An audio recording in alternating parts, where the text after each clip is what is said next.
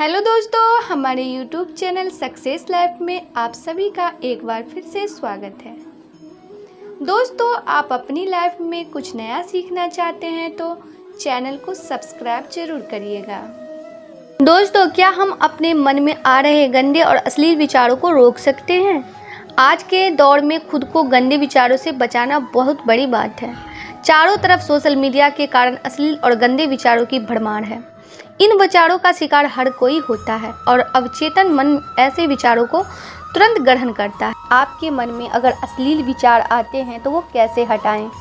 मनुष्य का मन बहुत ही चंचल होता है और इसलिए मन में कई तरह के विचार उत्पन्न होते हैं। क्षण भर में ही व्यक्ति का मन कई चीज़ों को सोचने लगता है। इसलिए तो कहा जाता है कि मन को काबू करना आसान नहीं, लेकिन गौतम बुद्ध मन को नियंत्रित करने के आयामों के बारे में भी बता चुके हैं।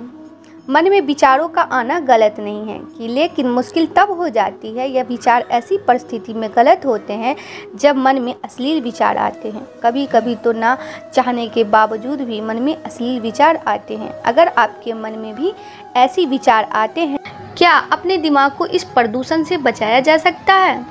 इस सवाल का जवाब पाने के लिए आपको एक कहानी सुनाते हैं। दोस्तों, ये कहानी बहुत ही रोचक है और ज्ञानवर्धक है और अगर आपके दिमाग में मन में अगर अश्लील बातें आ रही है तो बिल्कुल इससे छुटकारा हो जाएगा। तो चलिए बताते हैं कि ये कथा, ये कहानी, ये स्टोरी क्या है। देवराज इंद्र का वाहन ऐरावत बात बहुत पुरानी है। स्वर्ग के राजा देवराज इंद्र ने 3 महर्षियों को अपने धाम में आमंत्रित किया। इनके बारे में कहा जाता था कि यह ऐसे संत है जो तमाम भ्रमों से पूरी तरह मुक्त है। दरअसल देवराज इंद्र इन ऋषियों के कारण डर गए थे। उन्हें लगा कि यह तपस्वी संत यदि पूर्ण सिद्ध हो गए तो उनका सिंहासन जाना तय है। अब इंद्र देवता तो इंद्र देवता ठहरे। उन्होंने स्वर्ग की सबसे खूबसूरत अप्सरा उर्वशी के साथ मिलकर ऋषियों को माया के वशीभूत करने की योजना बनाई। इन महर्षियों को स्वर्ग बुलाया। ऋषि स्वर्ग पहुंचे तो देवराज ने उनकी खूब आवभगत की, उन्हें आदरपूर्वक बिठाया। दोस्तों, उर्वशी ने क्यों दिया अर्जुन को नापुंसक होने का श्राप? इंद्र की सभा में अप्सराओं का नृत्य प्रारंभ हुआ। अब अप्सराओं का यह नृत्य इतना मनमोहक था कि देवराज इंद्र भी मोहित हो रहे थे, क्योंकि अप्सराएं आज कुछ अलग ही रंग में थी। अप्सराओं ने सुंदरता की सारी सीमाएं लांघ दी थी। समय निकला और बाकी अप्सराएं नृत्य के मंच से अलग होती गई। अब स्टेज पर सिर्फ उर्वशी ही थी, नाच रही थी। उर्वशी ने अपने सौंदर्य का जाल फैलाना शुरू किया। वह एक एक करके अपने वस्त्र निकालती जा रही थी। तभी एक ऋषि विचलित होकर बोले, कृपया यह सब बंद कर दें, यह अश्लीलता है। दूसरे ऋषि ने कहा, आप यह क्या कर रहे हैं?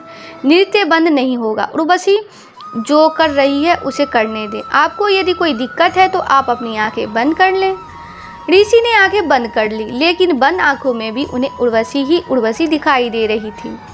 जो उर्वशी उन्हें बंद आंखों से दिखाई दे रही थी वो और ज़्यादा खूबसूरत थी। उस उर्वशी के तन पर एक भी कपड़ा दिखाई न देता था। क्या वेदों में अश्लीलता है? ऋषि बहुत दुविधा में फंसे। उन्होंने सोचा कि यह क्या हो रहा है। बंद आंखों से दिखने वाली उर्वशी तो निवस्त्र है, इससे कम कामुक तो बाहर वाली उर्वशी है।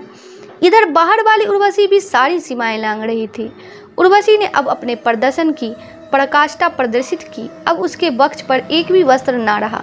इससे दूसरे ऋषि विचलित हो गए और कहने लगे, यह तो पराकाष्ठा है, मैं इसे सहन नहीं कर सकता, ये सब बंद किया जाए। तब तीसरे ऋषि बोले, यदि आपको ज़्यादा समस्या है तो आप अपनी आंखें बंद कर लीजिए, लेकिन यह नृत्य नहीं बंद होगा। दूसरे ऋषि ने भी आंखें बंद कर ली, लेकिन बंद आंखों से उन्हें उर्वशी का वो रूप दिखाई दिया जो जीती जागती उर्वशी से ज़्यादा कामुक थी। बाहर वाली के तन पर कुछ कपड़े तो थे। दूसरे ऋषि बहुत विचलित हुए। इधर तीसरे ऋषि उर्वशी का नृत्य अश्लीलता से देखते रहे। पौराणिक कथाएं में पिता के वीर और माता के गर्भ के बिना जन्मे पौराणिक पात्रों की उर्वशी ने अब सारी सीमाएं लांघ दी और अब उसके तन पर कोई कपड़ा नहीं था। तीसरे ऋषि तब भी विचलित नहीं थे और वह बहुत ध्यान से नृत्य देख रहे थे। उर्वशी अचंभित थी। आखिर इस अवस्था में मुझे नाचते देखने के बावजूद भी तीसरे ऋषि विचलित क्यों नहीं हैं? ऋषि ध्यान से देख रहे थे। उनके मन में ख्याल था कि शायद और कुछ भी होगा जो उर्वशी उतारेगी। शायद उर्वशी अपनी चमड़ी उतारेगी। देखूं तो आखिर इस चमड़ी के अंदर और क्या है। उर्वशी के पास अब उतारने के लिए कुछ भी नहीं था। वो हैरत में थी कि इस अवस्था में भी वो ऋषि को विचलित नहीं कर पाई। दुनिया में पहला ऐसा व्यक्ति देखा जो इस अवस्था में देखकर भी शांत और सहज है। वह ऋषि के सामने गंदगी दृश्य में नहीं बल्कि हमारी आंखों के पीछे मौजूद हमारी अंतर्दृष्टि में होती है। आंखें बंद करके हम अपने अंदर की गंदगी को साफ नहीं कर सकते। जितना हम अपनी आंखें बंद करेंगे उतना ही हमारी अंदर की गंदगी हमें परेशान करेगी। आप अपने आप को शुद्ध सात्विक कहते हैं, लेकिन बाहर तामसिकता देखकर आपकी सात्विकता को सांप सूंघ जाता है। खुद को सकारात्मक कहते हैं, लेकिन बाहर की नकारात्मकता आपको हिला देती है। यकीन मानिए, यदि आपको बाहर की नकारात्मकता अश्लीलता से असहजता होती है तो यह असहजता आपके अंदर की गंदगी के कारण है। जब तक आप अपने अंदर की नकारात्मकता को बाहर नहीं निकालोगे, जब तक आप अपने अंदर के डर और अश्लीलता को बाहर नहीं निकालेंगे, तब तक आपके बाहर के दृश्य विचलित करते रहेंगे। तामसिकता शरीर में नहीं बल्कि उस शरीर को देखने की दृष्टि में है। काम वासना और अश्लीलता असो तामसिकता दृश्य में नहीं, दृश्य के पीछे खड़े हो जाने वाले भावों में है। अपने चश्मे को बदलिए, दृश्य बदल जाएंगे। अपनी दृष्टि को बदलिए, कुछ भी अश्लील नजर नहीं आएगा। तीसरे ऋषि के लिए सब कुछ सत्य था, इसलिए वह विचलित नहीं हुए। जो डगमगा गए वह ऋषि अब भी स्थूल संसार में भटक रहे थे। क्षण भर में ही व्यक्ति का मन कई चीज़ों को सोचने लगता है। इसलिए तो कहा जाता है कि मन को काबू करना आसान नहीं, लेकिन गौतम बुद्ध मन को नियंत्रित करने के आयामों के बारे में भी बता चुके हैं। मन में विचारों का आना गलत नहीं है कि, लेकिन मुश्किल तब हो जाती है यह विचार ऐसी परिस्थिति में गलत होते हैं जब मन में अश्लील विचार आते हैं। कभी कभी तो ना चाहने के बावजूद भी मन में अश्लील विचार आते हैं। अगर आपके मन में भी ऐसी विचार आते हैं तो गौतम बुद्ध की इस कहानी से आपके विचारों में जरूर बदलाव आएगी। दोस्तों, बुद्ध अपने भिक्षुकों को उपदेश देने के साथ ही उन्हें भिक्षाटन के लिए भेजते थे। एक बार उन्होंने अपने भिक्षु भरत को भिक्षा लेने के लिए एक शराबिका के घर भेजा। भरत पूरे रास्ते मन में यही सोचते हुए शराबिका के पास गया कि आखिर आज भिक्षा में क्या भोजन खाने को मिलेगा, क्योंकि भरत चंद्रवंश के राजकुमार थे और बुद्ध के सान्निध्य भिक्षु के रूप में दीक्षित हुए थे। हमेशा भरत को महल में खाने के लिए स्वादिष्ट पकवान मिलते थे, लेकिन आज भिक्षा के रूप में उसे जो भी मिलेगा संतुष्ट होना पड़ेगा। शराबिका के घर पहुंचकर भरत ने भिक्षा मांगी। शराबिका ने भरत को बैठने के लिए कहा और भोजन लाने के लिए घर के भीतर चली गई। इधर भरत फिर से अपने प्रिय भोजन के बारे में सोचने लगे और जैसे ही शराबिका भोजन लेकर आई तो भरत अचंभित रह गए। भरत ने देखा कि शराबिका ने उनके लिए उनके पसंदीदा पकवान परोसे हैं और अपने प्रिय भोजन को देखकर वो खुश हो गए। दोस्तों, भोजन ग्रहण करते हुए भी भरत सोच रहे थे कि महल में तो उन्हें भोजन के बाद विश्राम करने की आदत है, लेकिन आज उन्हें भोजन के बाद वापस तेज धूप में चलकर आश्रम जाना होगा। लेकिन भोजन के बाद शराबिका ने भरत को कुछ समय के लिए विश्राम करने का आग्रह किया। भरत फिर से खुश हुए कि आखिर आज उनके मन की सारी इच्छाएं कैसे पूरी हो रही है। इसके बाद भरत कुछ देर विश्राम करने लगे, लेकिन विश्राम करते हुए भी लेटे लेटे वो सोचने लगे कि आज तो मुझे भोजन के बाद विश्राम करने को मिल गया, लेकिन ऐसा रोज रोज नहीं होगा। जब भरत विश्राम के बाद उठे तो शराबिका ने कहा कि आप जब तक चाहो यहाँ ठहर सकते हो।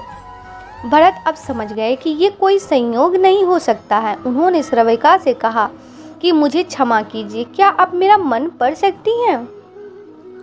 दोस्तों, शराबिका ने कहा उत्तर दिया यानी कि और कहा कि हाँ, मैं मन पढ़ सकती हूँ। शुरू में यह कठिन था, लेकिन फिर मैंने स्वयं के मन विचारों को देखना शुरू किया। पहले तो मेरे विचारों की संख्या अनगिनत हुआ करती थी। इसके बाद मैंने विचारों पर ध्यान केंद्रित किया, बिना पक्ष विपक्ष के अपने विचारों को देखने लगी। इस तरह से धीरे धीरे मेरे मन में विचारों की संख्या कम होती गई और सारे व्यर्थ विचार दूर हो गए। इसके बाद से ही मैं दूसरे के मन में चल रहे विचार को पढ़ लेती हूँ। हालांकि श्राविका की बात सुनकर भरत घबरा गए। इसके बाद भरत ने श्राविका से आज्ञा ली और आश्रम के लिए निकल पड़े। रास्ते में भी भरत फिर से मन में आए विचारों का स्मरण करने लगे कि श्राविका के बारे में उसके मन में अश्लील विचार भी आए थे। श्राविका ने उसे भी जान लिया होगा, वो मेरे बारे में क्या सोचती होगी। भरत खुद को लज्जित महसूस कर रहे थे। भरत ने आश्रम पहुंचकर गौतम बुद्ध से कहा कि अब मैं कभी भिक्षाटन के लिए नहीं जाऊंगा। बुद्ध ने भरत को पास बुलाया और कहा कि क्या हुआ है, तुम मुझे सारी व्यथा बताओ। भरत ने सारी बातें बुद्ध को बताई। उसके बाद बुद्ध ने कहा कि अगले 1 हफ्ते तक तुम भिक्षाटन के लिए उसी श्राविका के घर जाओगे, लेकिन तुम्हें इस बात का ध्यान रखना होगा कि कल भिक्षाटन के लिए जाते हुए तुम अपने चित्त को पूरे होश में रखना। तुम्हारे भीतर क्या विचार उठे उन पर ध्यान केंद्रित करना, और यह भी ध्यान रखना कि तुम्हारे मन में कौन सी वासना उठ रही है। तुम कल इन सभी चीज़ों को ध्यान में रख कर जाना और इसके बाद मुझे वापस आकर बताना। अगले दिन भारत भिक्षाटन के लिए गए। बुद्ध के बताए हुए अनुसार वह पूरे रास्ते अपने होश को जागृत रखते हुए चल रहे थे। जब श्राविका का घर आया तो भरत ने भिक्षा मांगी। उसके भीतर कोई वासना नहीं थी और ना ही कोई विचार उत्पन्न हो रहे थे, क्योंकि उसने अपने मन को पूरी तरह जागृत रखा था। भरत ने भिक्षा ली और आश्रम चला गया। भरत ने बुद्ध को प्रणाम किया और कहा कि आज उसे जिस आनंद की अनुभूति हुई वह पहले कभी नहीं हुई।